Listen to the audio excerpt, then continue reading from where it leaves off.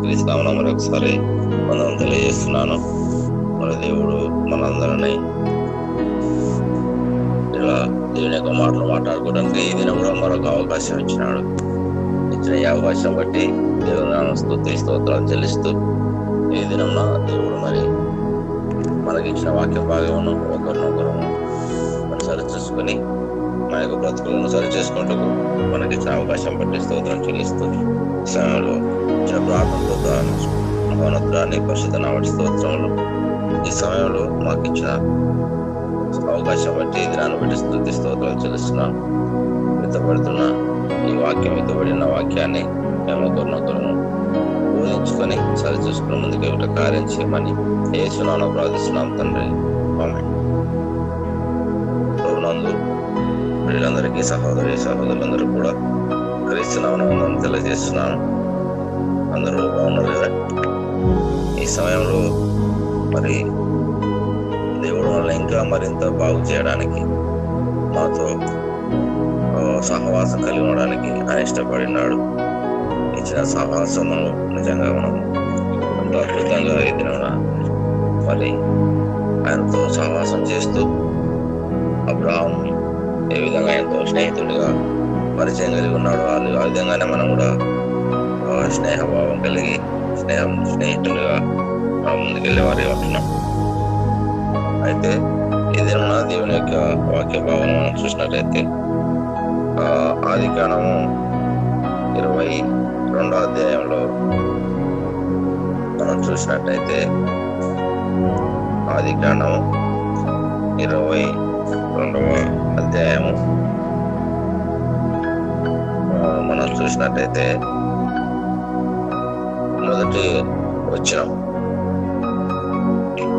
చదవాలి. ఆ సంగతులు జరిగిన తర్వాత దేవుడు అబ్రహామును పరిశోధించెను. ఎట్లనగా ఆయన అబ్రహామా అని పిలువగా అతడు చిత్తము ప్రభువా నేను. ఇక్కడ ఆ సంగతులు జరిగిన తర్వాత అని రాయబడింది. అంటే ఆ సంగతులు అంటే 21వ అధ్యాయంలో కొన్ని సంగతులు జరిగినాయి. అప్పటికి ఇస్మాయిల్ అనే కుమారుడు ఉన్నాడు. ఇస్మాయిల్ కుమారుడు ఆయన సంతానం కాదు, నీకు ఇచ్చిన సంతానం అన్నందుకు దేవుడు చెప్పినది ఇస్సాకును మాత్రం నీకు ఇస్తా అని అన్నాడు. అబ్రహాము నమ్మిక కలిగి ఉన్నాడు, కానీ మరి శారా మాత్రం నా కొరకు మరి పిల్లలు కావడానికి కొరకై దాసిని తీసుకుందామని చెప్పి ఆమె ఇచ్చిన ఐడియా అది. కానీ దేవుడు మరి ఇంతకాలం ఓర్చుకుంటాడు, ఎంతకాలం నా మీద నమ్మక కలిగి ఉంటాడు అని అబ్రహామును పరిశోధించాడు. కాబట్టి ఈ పరిశోధనలో అబ్రహాం మనం పాస్ అయినట్టుగా మనం చూస్తాం. ఈ పరిశోధిస్తూ శోధిస్తలేడు, దేవుడు శోధింపడు కాబట్టి ఆయన పరిశోధిస్తాడు. అయితే అబ్రహాంను పరిశోధించిన మీదట ఆయన నుంచి మనం నేర్చుకున్న పాఠం ఏంటంటే, యుగాంతమందు బుద్ధి కలుగుటకై మనకు నేర్పించిన అటువంటి పాఠాలు భక్తుల ద్వారా అనేకులను నడిపించినాడు. ఫరోని ఒకసారి కఠినపరిచాడు, ఒకసారి బొమ్మన్నాడు, మళ్ళా మోసకు వ్యతిరేకంగా లేపినాడు. అంటే ఎంతమంది చనిపోయినారు అక్కడ అంటే వీళ్ళందరూ చనిపోయినారు. ప్రవక్తలు కానీ యుద్ధాలు చేయటం కానీ ఇవన్నీ మనం చూస్తుంటాం ధర్మశాస్త్రంలో. వాళ్ళందరినీ కలిపి ఒక మూట కట్టుకుంటే మనకంతా బోధించడానికి లేదా మనం బోధపడడానికి మనం నేర్చుకోవడానికి వాళ్ళ జీవితాలను ఆ విధంగా నడిపించినట్టుగా మనం చూస్తాం. అందుకనే పరిశోధించేటప్పుడు ఈ పరిశోధనలో పాస్ కావాలి. ఎలా పాస్ కావాలా అనేది అబ్రహాం ద్వారా మనము నేర్చుకోవచ్చు. అబ్రహామును పరిశోధించాను అన్నమాట రాయబడి పిలిచాడు. ఏమని పిలిచాడంటే, అబ్రహాము నీకు ఒక్కడైన కుమారుని నాకు బలిగా ఇవ్వమన్నాడు, నువ్వు బలిగా ఇస్తావా అని ఆయన అడుగుతుంటే ఇచ్చిందే లేటు, ఆ సంతానం లేదు. వృద్ధాపంలో కుమారుని ఇచ్చాడు. ఆ ఇచ్చిన కుమారునన్న ద్వారా మనం ముందుకెళ్దామంటే ఉన్న కుమారుని కూడా ఏమంటున్నాడు అంటే, నీ ఒక్కడై ఉన్న నీ కుమారుని, నీకు ఇష్టడైన కుమారుని దహన బలిగా అర్పించు నీ కుమారుని అన్నాడు. అనంటే ఆయన కాదనలేదు. ఇదిగో నేను మోరియా దేశమునకు వెళ్ళి అక్కడ నేను చెప్తా పర్వతములలో ఒక దాని మీద నేను దహన బలిగా అర్పించుకొని 2వ అధ్యాయంలో చెప్పినాడు. అప్పుడు అబ్రాహాము లేచి గాడిదను గంతగట్టి తన కుమారుని తీసుకొని వెంట పెట్టుకొని దహన బలి కొరకై కట్టెలు చీల్చి తర్వాత నిప్పు తీసుకొని ఒక కత్తి తీసుకొని బయలు వెళ్ళాడు. ఎక్కడికి వెళ్ళినాడు చెప్పండి? అబ్రాహాం మోరియా పర్వతానికి. ఎందుకు వెళ్ళాడు చెప్పండి?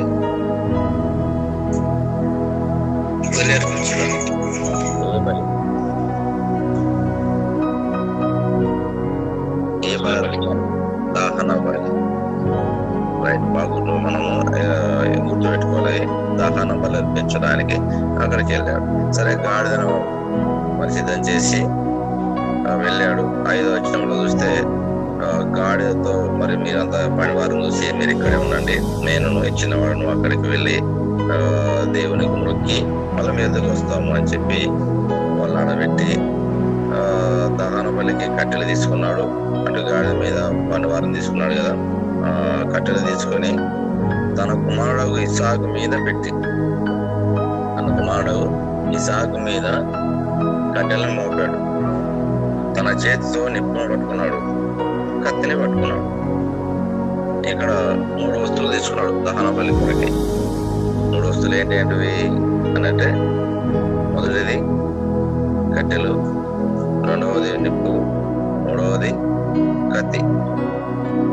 వారిద్దరు కూడా వెళ్ళుచుండగా ఇస్సాకు తన తండ్రి అబ్రహాముతో ఒక మాట అడిగినాడు. 7వ వచనం ఏమని అడిగినాడు చదవండి. 7వ వచనం ఇస్సాకు తన తండ్రి అయిన అబ్రహాముతో నా తండ్రి అని పిలిచెను. అందుకు అతడు ఏమి నా కుమారుడా నేను. అప్పుడు నిప్పును కట్టెలను ఉన్నవి గాని దహనానికి గొర్రె పిల్ల ఏది అని అడగగా,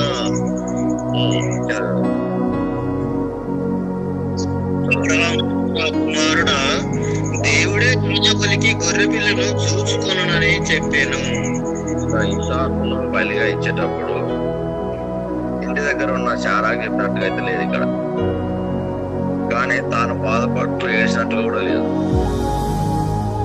ఇప్పుడు వేరే వాళ్ళ కుమారుని ఇవ్వమంటే సరేలే, వాళ్ళ వంతు వచ్చింది ఇవ్వమంటే ఇవ్వడానికి బాధ ఉండదు. కానీ ఇచ్చిందే లేటు, అందులో కాక ఒక కుమారుడు ఇస్తే ఆ ఒక కుమారుడు కూడా ఇవ్వమంటే, మనం ఒకవేళ ఎగ్జాంపుల్ మనం చూసుకుంటే హాస్పిటల్లో ఎంత పెద్ద డాక్టర్ అయినా తన కుమారునికి కానీ కూతురు కానీ ఆపరేషన్ చేయాలంటే కొద్దిగా భయమే. ఎందుకంటే పక్క డాక్టర్ అప్పుడు చెప్తాడు. ఎందుకంటే ఎవరు వాళ్ళ కడుపు పోత కాబట్టి వాళ్ళకి కొంచెం ఇది ఉంటుంది. కానీ ఏకంగా దహన బలికి అర్పించమని అంటున్నాడంటే అబ్రహాము ఏది ఆలోచించకుండా చక్కగా తీసుకుపోతున్నాడు. భయం లేదు, బాధ లేదు. అంటే భయపడటం మనం చూస్తాం కదా, అయ్యో నాకు వాడు పోతే మరి నేనేంటి పరిస్థితి అనే భయం లేదు. ఎంతవరకు దేవుని ధైర్యమే, దేవుని మీద భక్తి విశ్వాసంతో ఈ పరిశోధనలో మరి ఆయన కొనసాగిస్తున్నాడు. నిజంగా మరి అట్లా అయినప్పుడు వాడు అడుగుతున్నాడు, నాన్న మరి దహన బలికి అవసరమైంది ఏంటంటే గొర్రె పిల్లలు కదా, కట్టెలు తీసుకొచ్చినాము, కత్తి తీసుకొచ్చినాము, నిప్పు తీసుకొచ్చినాము, ఒకటి మర్చిపోయినాము. ఏంటంటే అది గొర్రె పిల్ల. మరి గొర్రె పిల్ల ఏది నాయన అని అంటే అంతవరకు ఇస్సాకు కూడా చెప్పలేదు. దీన్ని బట్టి చూస్తే ఇస్సాకు కూడా గొర్రె పిల్ల నీవే అని చెప్పకుండా తీసుకుపోయినాడు. సరే, అది దేవుడే చూసుకుంటున్నా ఆయన అని మనం చెప్పినట్టుగా మనం చూస్తాం. అది దేవుడే చూసుకున్నా అని చెప్తున్నాడు. ఓకే, అక్కడి నుంచి మళ్ళీ కొనసాగి పైకి పోయినారు. పైకి పోయిన తర్వాత ఆ బలిపీఠం కట్టి అక్కడ బలిపీఠం కట్టాడు. కట్టెలు చక్కగా పేర్చినాడు. తన కుమారుడు ఇస్సాకును బంధించినట్టుగా మనం చూస్తున్నాం. అట్లా బంధించిన తర్వాత కూడా ఏదో మా నాన్న ఏదో చేస్తున్నాడులే, కొన్ని గుడ్డలు అయితే దేవుడు చూసుకుంటాడు అని చెప్పాడు. సరే, నేను చెప్పింది చేద్దామని ఆయన లోబడినట్టుగా మనం చూస్తాము. ఇస్సాకును బంధించాడు. బలిపీఠం పేర్చి కట్టెలు పెట్టి కట్టెల మీద ఇసాకును పెట్టి ఇసాకును బంధించినట్టుగా చూస్తున్నాం. అయితే బంధించి అక్కడ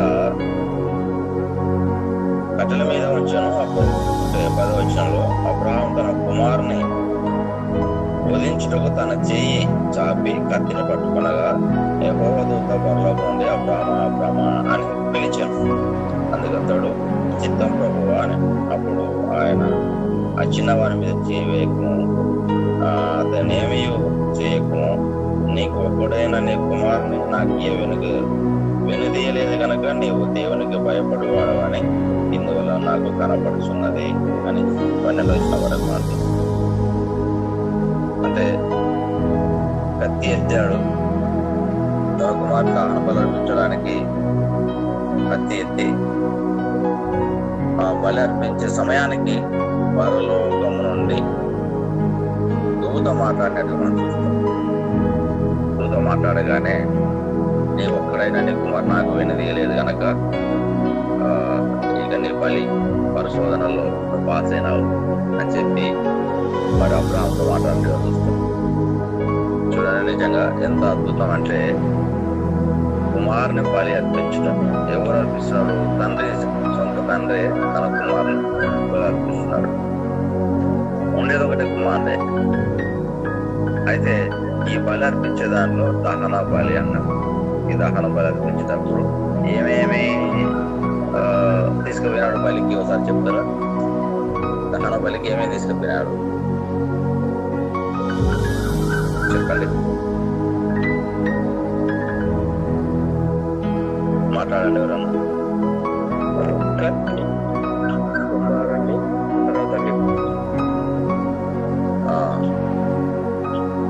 కత్తి, నిప్పును, ఇంకా కట్టెలు. మర్చిపోయాను, కట్టెలు ఆడ గొర్రెపిల్ల లేదు, కానీ ఇసాకు తెలియదు గొర్రెపిల్ల సంగతి. కాబట్టి ఇసాకు మాట్లాడినాడు. ఈ 3 తీసుకొని మరి ఇసాకు తోడుకొని మనం పోయినట్టుగా మన అబ్రహాము ద్వారా మనం బాగా నేర్చుకుంటున్నాం. ఈ పరిశోధనలో అబ్రహాము పరిశోధిస్తే ఏ విధంగా ఉంటుందో దేవుడు పరిశోధిస్తే, అంటే మనకు గొప్ప ఆశీర్వాదం రావాలంటే, ఆ ఆశీర్వాదం పొందుకోవాలంటే ఆయన పెట్టే పరిశోధనలో మనం ఫస్ట్ పాస్ కావాలి అని అబ్రహాము ద్వారా మనకు తెలియజేస్తున్నాడు. మంచిది.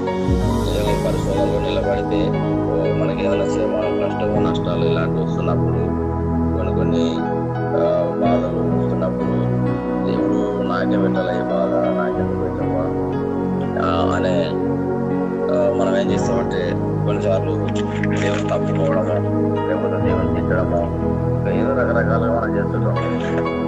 కొన్ని సందర్భంలో మన సహోదరులను తిట్టడము, ఎందుకంటే కొన్ని పరిశోధనలు ఉంటాయి. అది మనం ఎందుకు వచ్చిందని ఆలోచించుకొని ప్రార్థన చేసుకొని దాన్ని ఆ పరిశోధన పాస్ కావాలి. కానీ నీవే లేకుంటే నాకు ఇటువంటి పరిస్థితి ఉండేది కాదు అని అట్లా ఇట్లా అని చెప్పి నీ వల్ల ఇది జరిగిందని చెప్పి రకరకాలుగా మాట్లాడే వల్లనే మనం దేవుడు ఇచ్చినటువంటి పరిశోధనలో ఫెయిల్ అయ్యే వాళ్ళగా ఉంటాం.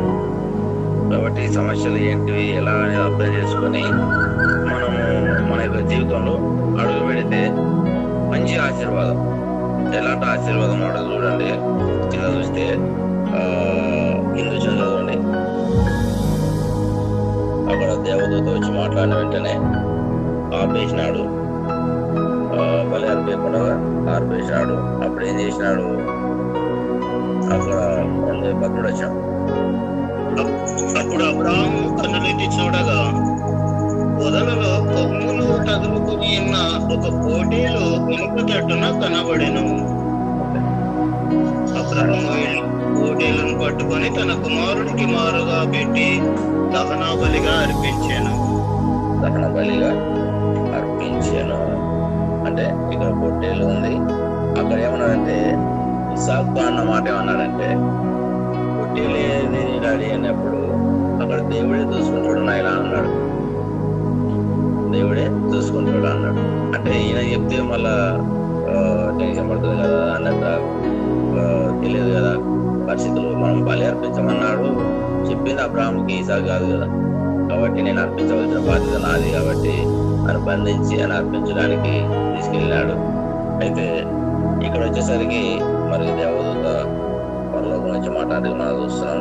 ఆ తర్వాత అక్కడ కనులెత్తి చూడగా కొమ్ములు తగులుకొని ఉన్న ఒక పొట్టేలును వెనుక తట్టున కనబడను. అది చూసిన తర్వాత ఆ పొట్టేలు తీసుకొచ్చి దహన బలి అర్పించాడు. ఈ దహన బలి మనకు 5 రకాల బలులు ఉన్నాయి. అప్పుడు ఈ దహన బలిలో మరి ఏ విధంగా దహన బలి అర్పించాడో, ఆ దహన బలి మనం ఏ విధంగా దహన బలి కావాలో దేవుడు మనకు అబ్రాహాము ద్వారా తెలియజేస్తున్నాడు. ఆ తర్వాత కింద వచ్చిన చూస్తే కింద చదవండి 16. నీవు నీకు ఒక్కడే అయ్యున్నా నీ కుమారుని వెనుతీయక ఈ కార్యము చేసినందున నేను నిన్ను ఆశీర్వదించి ఆకాశ నక్షత్రము వలెను సముద్ర తీరముందలి ఇసుకల వలెను నీ సంతానమును నిశ్చయముగా విస్తరింపచేసేదను. చాలా అద్భుతం. తండ్రి కుమారుని పట్ల మరి ఎంతగానో సొంత కుమారుడని తెలిసి, ఉన్న ఒకటే కుమారుడని తెలిసి కూడా మరి బాధ లేకుండా, ఏడుపు లేకుండా దేవునికి సంతోషంతో నేను ఇవ్వాలని ఆశ కలిగానే వెళ్ళాడు. అయితే ఆయన ఆ విధంగా త్యాగం చేసినందుకు, పరిశోధన పాస్ అయినందుకు వచ్చినదే రిజల్ట్ ఏంటంటే ఆశీర్వాదము. ఎంత అద్భుతం చూడండి. ఆశీర్వాదం ఏంది? ఎంత ఆశీర్వాదం అంటే తరతరాలు నేటికి మనమంతా కూడా అబ్రాహాములో మనం చేర్చబడుతున్నామంటే గొప్ప పరిశోధన నిలబడినందుకే గొప్ప ఆశీర్వాదం అబ్రాహాము పొందాడు. మనం అలాంటి ఆశీర్వాదం పొందాలంటే నిజంగా పరిశోధనలో పాస్ కావాలి. దేవుడు పెట్టిన పరిశోధనలో మనం పాస్ కావాలి. కొన్ని సందర్భాల మనకి ఇష్టమైనది ఏదైతే ఉందో దానినే పోగొట్టుకునే పరిస్థితికి వచ్చేటం. మనకి ఇష్టమైంది, అబ్రాహాముకి ఇష్టమైంది కుమారుడే ఇస్సాకు. బట్ అదే సందర్భంలో మనకి ఇష్టమైనదే ఇలా దూరం అవుతుంటే కొన్నిసార్లు మనకి ఇష్టమైన దాని ద్వారానే అనేక శ్రమలు కూడా వస్తుంటాయి, కష్టాలు కూడా వస్తుంటాయి. కానీ ఆ సందర్భంలో మనకు అర్థం చేసుకొని దేవుణ్ణి అడిగి ప్రార్థించుకొని అక్కడ ఉన్న సమస్యలన్నీ ఇలాంటి భక్తుల ద్వారా, అంటే పితరుల ద్వారా మీరు నేర్చుకోండి అన్నాడు. పితరులు అంటే ఇప్పుడున్న వాళ్ళు కాదు, మన తాతలు కాదు, మన పితరులు. అంటే అబ్రాహాము దేవుడును, ఇస్సాకు యొక్క దేవుడును, యాకోబు యొక్క దేవుడును అని అక్కడ చెప్పుకుంటూ వచ్చారు. ఆ పితరులు, ఈ పితరుల ద్వారా మనం ఎప్పుడైతే నేర్చుకుంటామో ఈ పరిశోధనలో పాస్ అంశం అయిపోయినాయి. చాలా అద్భుతం. దేవుడు మరి విషయం మనకు నేర్పించాడు. ఏదైనా ఈ పరిశోధనలో మనం కూడా పాస్ కావాలంటే మరి ప్రార్థించి పరిశోధనలో పాస్ అయ్యేవాడిగా ఉంటాం. రైట్. ఇప్పుడు అబ్రాహాము చేసినటువంటి త్యాగం ఎంతో అద్భుతమైనది. ఆయన బలి తీసుకుపోయినది ఏంటంటే ఏంటి? కర్ర, చెప్పని ఏమేమి తీసుకున్నాడు అబ్రాహాము? ఈ బలి తీసుకునేటివి ఏమేవి? కత్తి, కట్టెలు.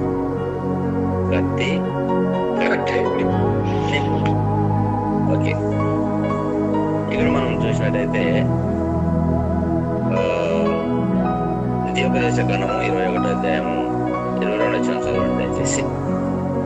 ద్వితీయోపదేశకాండము 21వ అధ్యాయము 22వ వచనం, 23వ వచనం. మరణ శిక్షకు తగిన పాపము ఒకడు చేయగా అతనిని మ్రాను మీద వేలాడదీసిన ఎడల అతని శక్తి రాత్రి వేళ మ్రాను మీద నిలవకూడదు. వేలాడదీయబడిన వాడు దేవునికి శాపగ్రస్తుడు గనక నీ దేవుడైన యెహోవా స్వాస్థ్యముగా నీకు ఇచ్చుచున్న దేశమును నీవు అపవిత్రపరచుకుంటున్నట్లు అగత్యముగా ఆ దినమున వానిని పాతి పెట్టవలెను. ఇక్కడ ద్వితీయోపదేశకాండం మనం చూసినట్టయితే ఎవరైతే మరణానికి మళ్ళీ వారు చేసిన పొరపాటును బట్టి ఖచ్చితంగా వారు మరణించాలన్న పరిస్థితికి వస్తే, మన దేశంలో అయితే ఊరు ఉంటుంది, అక్కడ ఇజ్రాయేల్కి మాత్రం మరణం ఏ విధంగా ఉందంటే అతను సాయంత్రం లోపల మ్రానున ఉరి తీయాలి, మ్రానున చంపేసేయాలి. కానీ అలానే సాయంత్రం వరకు రాత్రి అయిన తర్వాత మ్రాణమే ఉండకూడదు. ఆ మాట ఎక్కడ ఉంటాడంటే గలతీ 3:14 ఒక మాట చూసుకుంది దయచేసి. గలతీయులు రాసిన పత్రిక 3:14 గలతీ రాసిన పత్రిక 3:14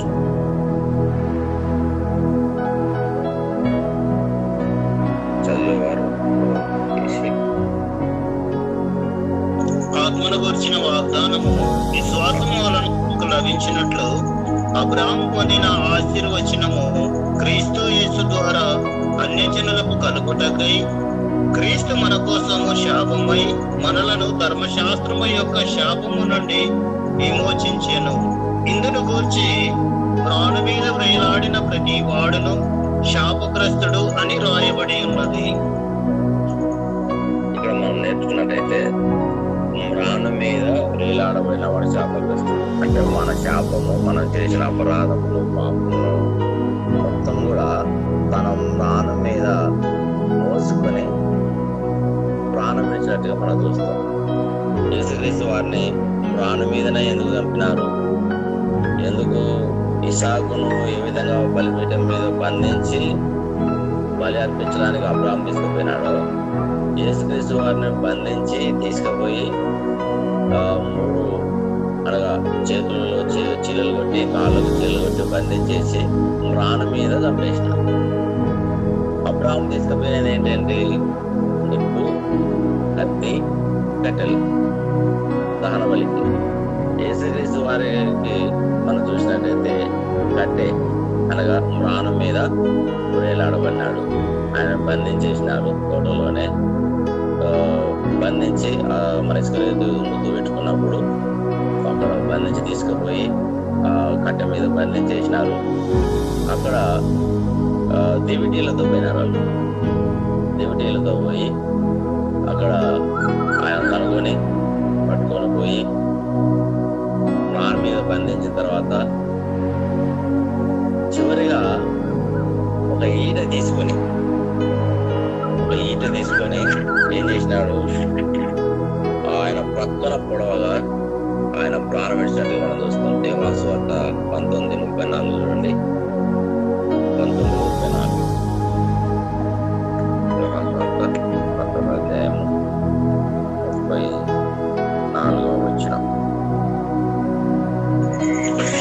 సైనికులలో ఒకడు నీటితో ఆయన పొడిచెను, వెంటనే రక్తంలో నీళ్లను కారెను. అబ్రాహాము తీసుకుపోయిన వస్తువులలో ఒకసారి చెప్పండి, ఏమేమి తీసుకుపోయినాడు అబ్రాహాము? చెప్పండి. అబ్రాహాము వస్తువులలో చెప్పండి. కర్ర, కట్టె, కత్తి, ఇంకోటి ఇసాకు. ఓకే, ఇది తీసుకుపోయిన 3 వస్తువులు ప్లస్ గొర్రె పిల్ల. అంటే ఇక్కడ మనం ఏం నేర్చుకుంటున్నామంటే తండ్రి అనే దేవుడు యోహాను సువార్త ప్రకారం తన సొంత కుమారుని భూమి మీద ఎవరు నీతిమంతులు లేరు, ఆయన ఒకడే నీతిమంతుడు, సర్వం కలిగిన వాడు, సర్వము ఆయన ద్వారానే కలిగింది. తన సొంత ఎవరు పోతారు భూమిని మీద ఆదాము నుంచి అందరు పాపులేనారు కాబట్టి ఎవరు పోతారంటే నేను పోతా అని చెప్పి ముందుకు వచ్చి పాప భారం అంతా మోసుకొని అందరి పాప భారం అంతా మోసుకొని నిజంగా ఆయన తన మీద వేసుకొని శాపగ్రాహి ఆయన నీతిపరుడై ఉండి కూడా మన యొక్క పాపం తాను మోసుకొని మన కొరకు మరణించినట్టుగా మనం చూస్తాం. ఇక్కడ దహన బలికి ధర్మశాస్త్ర ప్రకారం ఇవన్నీ కావాల్సిందే. అందుకనే ఆయన ఏం చేశాడంటే పేతురు రాసిన మొదటి పత్రికలో 2వ అధ్యాయము 24 వచనంలో ఒక మాట వస్తుంది. ఇక పేతురు రాసిన మొదటి పత్రిక 2వ అధ్యాయము 24 వచనంలో మనం చూసినట్లయితే మనము పాపముల విషయం విషయమై చనిపోయి నీతి విషయమై జీవించినట్లు ఆయన తనకి తన శరీరమందు మన పాపములను ప్రాణం మీద మోసుకొనెను. ప్రాణం మీద మోసుకొనెను. ప్రాణం మీద అంటే మన యొక్క పాపంలోను ధర్మశాస్త్రం ప్రకారము శాపగ్రస్తుడు కావాలంటే, మరణించాలంటే ఆ ప్రకారం ప్రాణం మీద మోసుకున్నట్టుగా మనం చూస్తాం. అంటే ఒక అబ్రాహాం జీవితము పరిశోధించిన విధంగా అక్కడున్న అబ్రాహాం చరిత్రను ఎందుకు వాళ్ళని చాలా మంది ప్రాణాలు దేవుడు తీశాడంటే, యుగాంతమందు మనం బుద్ధి కలగటానికి కొరకే ఆ భక్తుల వల్ల ఆ విధంగా తీసుకొని ఆ గుణపాఠం వాళ్ళ ద్వారా పాఠాన్ని మనకు నేర్పించాడు. ఎందుకంటే జగత్ పునాది వేయబడక ముందే దేవుడు గొర్రె పిల్లని ఏర్పాటు చేసుకున్నాడు. జగత్ పునాది వేయబడక ముందే అంటే అప్పుడు ఆదాం లేదు, ప్రకృతి లేదు, భూమి లేదు, ఏం లేదు. అంతకుముందే క్రీస్తులో ఏర్పాటు చేసుకున్నాడు. క్రీస్తులో మనం అందరం రావాలంటే ఏర్పాటు చేసుకున్నాడు. ఆ ఏర్పాటు చేసుకున్న విషయం మరి అబ్రహాం ద్వారా తెలియజేస్తున్నాడు. నీకు ఒక్కడైన కుమారుని నాకు ఇచ్చేసి, తన సొంత కుమారునికి ఇచ్చేసి, యోహాను సువార్తలు చూస్తాను, తన సొంత కుమారుని బలిగా అర్పించను అని రాయబడం. అంటే తండ్రి అయిన దేవుడు మనకు ఏం చేశాడంటే మన పాపల నిమిత్తమై తన సొంత కుమారుని ఇచ్చినట్టుగా మనం చూస్తాం. అపోస్తల కార్యములు 13వ అధ్యాయము 29వ చూద్దాం ఒకసారి. అపోస్తల కార్యములు 13వ అధ్యాయము 29వ. వారు ఆయనను గూర్చి రాయబడినవన్నీ నెరవేర్చిన తరువాత ఆయనను ప్రాణ మీద నుంచి నింపి సమాధిలో పెట్టిరి.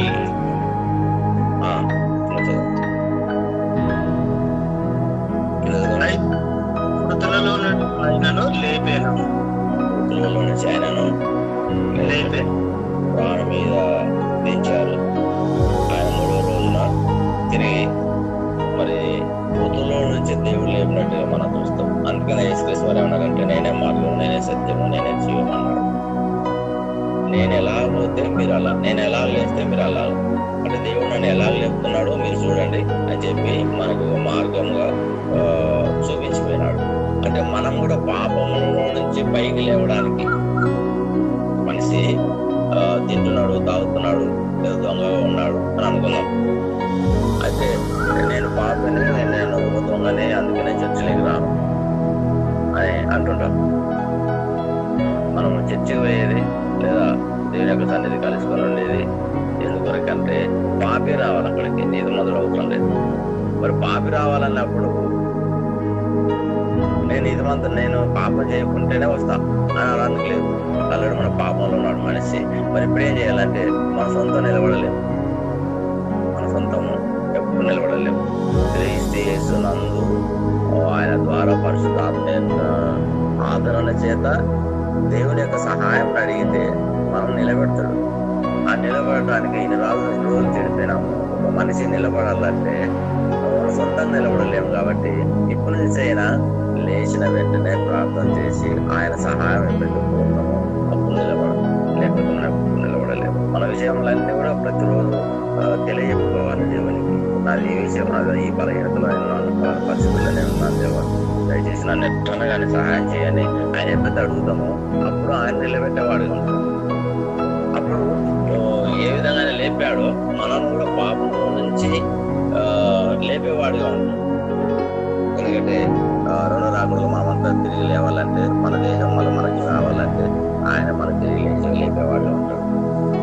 యేసుక్రీస్తు వారు 4 సువార్తల్లో సత్యం మాత్రమే చెప్పాడు, సర్వసత్యం చెప్పలేదు. ఎందుకంటే ఆయనే చెప్పాడు, సర్వసత్యము పరిశుద్ధాత్మ భూమికి వచ్చిన తర్వాత మీకు చెప్తాడు, నేను ఆ విషయాలే చెప్పను, మీకు నా వాటిలోనే తీసుకొని చెప్తాడు. కాబట్టి మీకు సర్వసత్యమైన బోధిస్తుడు అన్నప్పుడు అపోస్తలులు 12 మంది ద్వారా సర్వసత్యాన్ని బోధిస్తున్నాడు, సర్వసత్యాన్ని బోధిస్తా ఉన్నారు. ఈ సర్వసత్యాన్ని ఎవరైతే అంగీకరిస్తారో ఆ సర్వసత్యం ద్వారానే మనము సత్యవంతులమై, సత్యవంతుల ద్వారా ఆ సత్యం అనుసరిస్తే యేసుక్రీస్తు వారి ద్వారా దేవుని చూడగలుగుతాం, దేవుని దగ్గర పోగలుగుతాం. ఎందుకంటే దేవుడు ఎవరో తెలియదు, మనం ఎవరో తెలియదు, మనం ఎక్కడ పోలో తెలియదు, ఎట్లా బతకాలో మనకు తెలియదు. ఆయన త్యాగం చేసి మన కొరకై ప్రాణం మీద తన ప్రాణాన్ని, మన యొక్క పాప భారాన్ని మోసుకొని మరి మన కొరకై ఏ విధంగా అర్పించాడు. యోహాను సువార్త 1వ అధ్యాయం ప్రకారం ఇది గొర్రెపిల్ల లోక పాపను మోసుకొని పోవు. ఏముంది కదా అక్కడ చెప్పండి, కొంచెం నోటి చెప్పండి. యోహాను 1:29 అక్కడ ఉంటా అనుకుంటా. లోక పాపను మోసుకొని పోవు దేవుని గొర్రెపిల్ల. అంటే ఈ గొర్రె పిల్లగా వధింపబడ్డాడు, ధర్మశాస్త్రం నెరవేర్చాడు, మంచిదే. మనకు వధింపబడ్డాడు, తిరిగి లేచాడు. తిరిగి లేచి మనకి ఏం చేశాడంటే మరి స్వతంత్రాన్ని ఇచ్చాడు. మనకు స్వతంత్రాన్ని ఇచ్చి తిరిగి లేచి మనం బ్రతికుటకు ఆయన మరి భూమి మీద బలిగా అర్పించబడ్డాడు. అబ్రహాము బలిపీఠం కట్టాడు. బలిపీఠం కట్టి దాని మీద కట్టెలు పేర్చి కుమారుని బంధించి ఏ విధంగా బలి అర్పించడానికి రెడీ అయినాడు. బలిపీఠం అనగానే మనకు తెలుసు కదా, ప్రకటన గ్రంథం 6వ అధ్యాయం 9వ వచనం మనం చూసినట్టయితే ఒక మాట చదువుకున్నాం. ప్రకటన గ్రంథం 6వ అధ్యాయం 9వ వచనం. ఆయన 5వ ముద్రను విప్పినప్పుడు దేవుని వాక్య నిమిత్తము తాము ఇచ్చిన సాక్ష్యము నిమిత్తమును వధింపబడిన వారి ఆత్మలను బలిపీఠం క్రింద చూచితిని. చూడండి, బలిపీఠం అనగానే భూమి, పిచ్చుకలకు నివాసము దొరికిన మనం చూస్తాం కదా. అట్లనే బలిపీఠం అనగా భూమి. బలిపీఠం మీద బలి అర్పించబడిన గొర్రె ఎవరంటే ప్రభువైన యేసుక్రీస్తు వారు. ప్రభువైన యేసుక్రీస్తు వారు బలిగా అర్పించబడ్డాడు. బలిపీఠం మీద, కట్టె మీద, ప్రాణం మీద అర్పించబడ్డాడు. అర్పించబడిన తర్వాత మనకు విమోచన వచ్చింది. మనందరికీ విమోచన వచ్చినట్టుగా మనం చూస్తాం. నిజంగా మరి ఆయన పెట్టిన ప్రాణము ద్వారా మనకు విమోచన వచ్చింది. అయితే ఈ ప్రాణం ద్వారానే ఆయన ప్రాణం ఇచ్చిన, ఆయన ఇచ్చిన రక్తం ద్వారా మనం ప్రతిరోజు కడగబడాలి అని, ప్రతిరోజు కడగబడాలి అన్న. అంటే దహన బలి కావాలి అన్న. దీనికి దహన బలి కావాలా? దహన బలి కావాలంటే మరి ఎట్లా?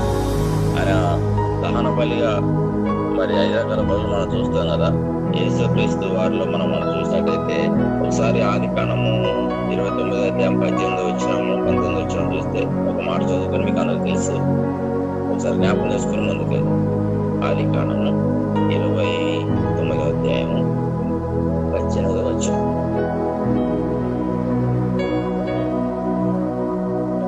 ఆదికాండంలో మనం చూసినట్టయితే దేవుడు నిజంగా గొప్ప విషయాన్ని దాచి మనకు రాయించి పెట్టాడు. 29వ యాకోబు రాహేలును ప్రేమించి నీ చిన్న కుమార్తె అయిన రాహేలు కోసము నీకు 7 సంవత్సరములు కొలువు చేసేదను నేను.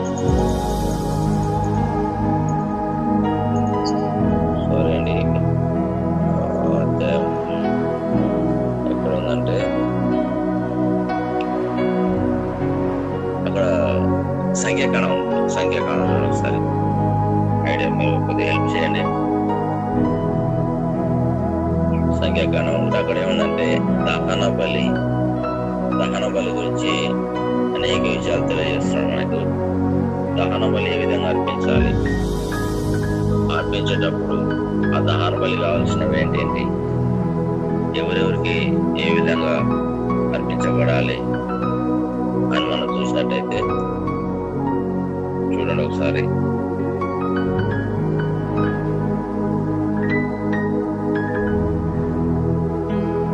దహన బలికి కావాల్సిన ఏంటంటే తెలియజేశాడు. కొద్దిగా సాయం చేయండి, రిఫరెన్స్ అది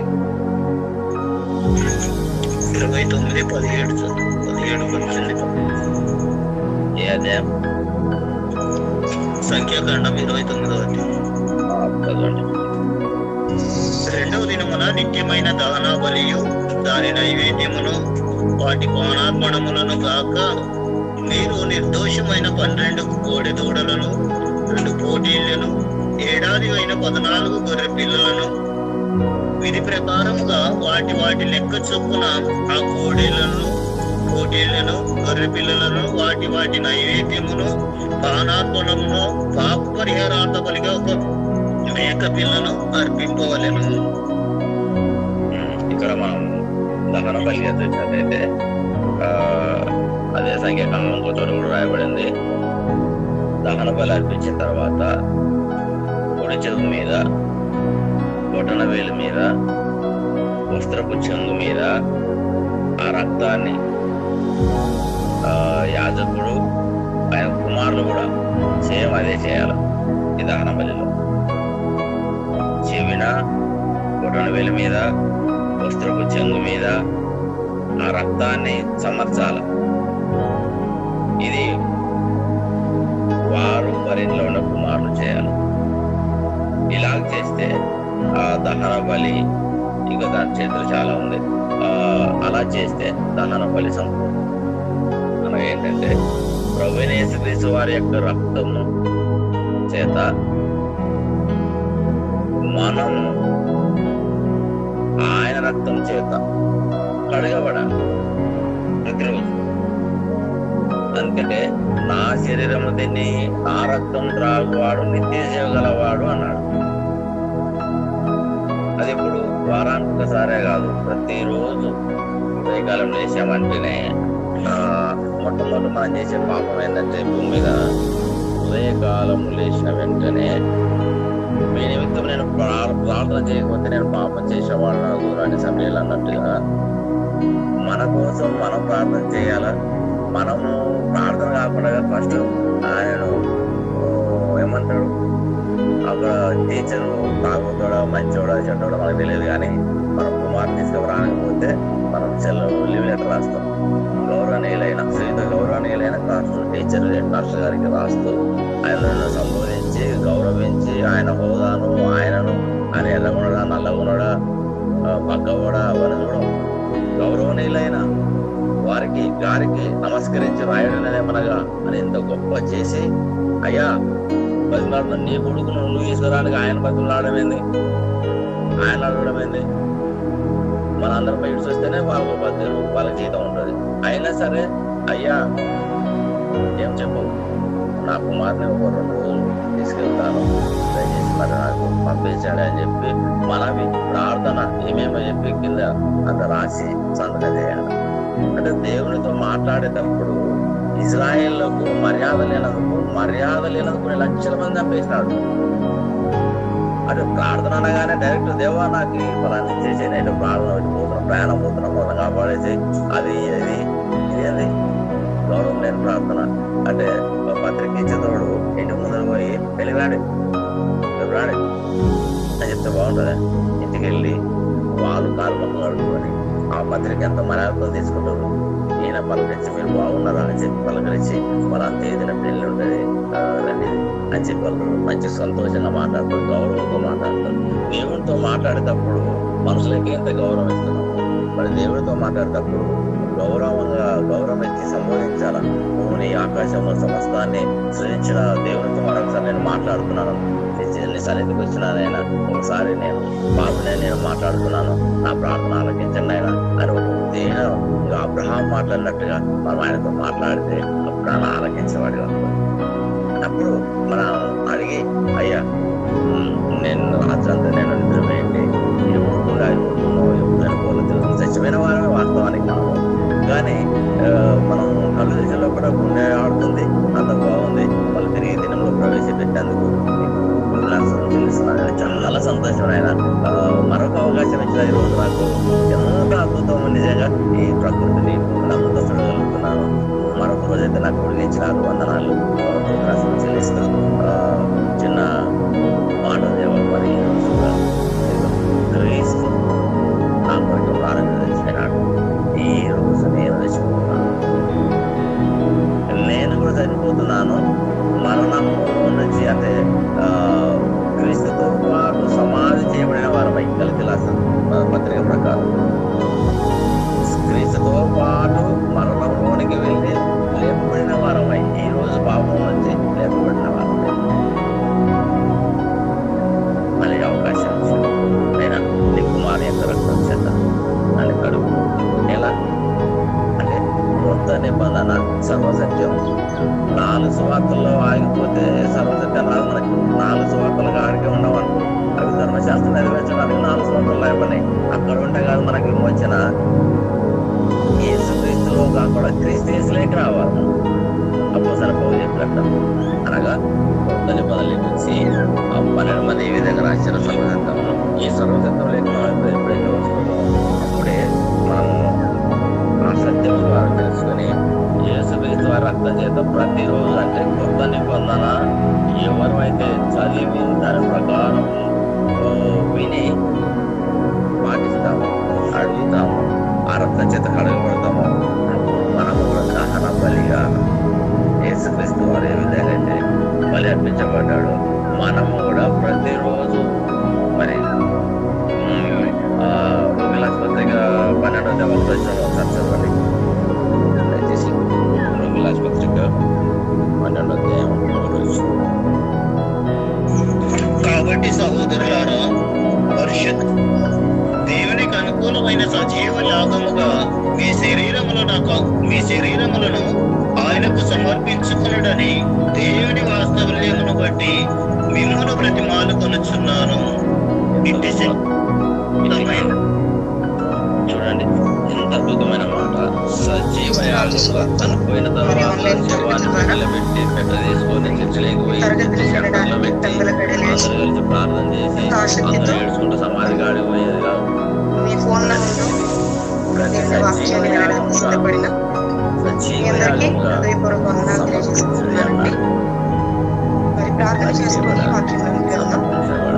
ఈ రోజు మన యొక్క శరీరం దేవుడు తెచ్చాడు సజీవ యాగంగా. ఎందుకంటే ఈ రోజు ఎవరు చనిపోతామో తెలుసు, ఎవరు ఈ మధ్యలో